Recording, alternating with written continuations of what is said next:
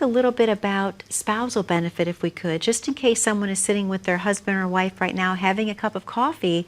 They may have some more questions about that. Definitely. So spousal benefit is one of the, I would say, misunderstood parts of, or not completely understood parts of Social Security.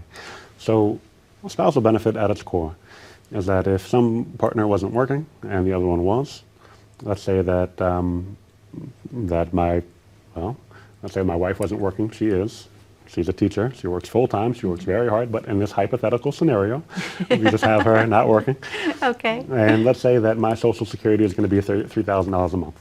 Okay. Right? Well, as somebody that wasn't working, she's entitled to a spousal benefit, or half of what I would have gotten if she waits until her full retirement age.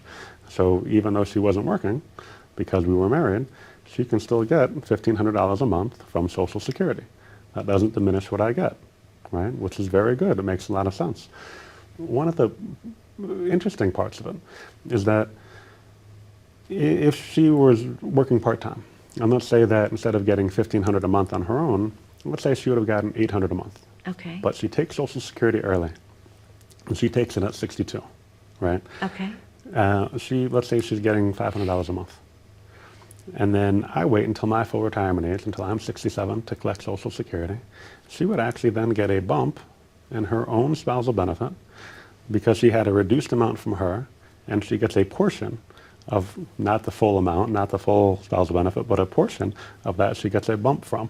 And so it's interesting when we're creating overall retirement plans, right? Because all of this leads into investment planning and tax planning and estate planning. It all works together. Sure. But when we're creating an income plan for somebody, we might have it so that a spouse, the lower earning spouse, might take their own Social Security at an earlier age, with the idea that the other spouse will then wait to take theirs at their full retirement age, and then they would both get a bump. They would both get and that other spouse would get a significant raise. So when you're looking at different ways to plan for retirement and to plan for the income of retirement, you really want to take all these things into consideration. And, and let's face it, a lot of people don't want to wait. Yeah. A lot of people are worried about it running out. I mean, you raised a very important point, is that we're all concerned about it. Yeah. And even though I'm not as worried as other people, that's not to say it couldn't happen. Sure. So allowing somebody the opportunity to take it early and to collect early may just be better for them. Sure, sure. That makes sense.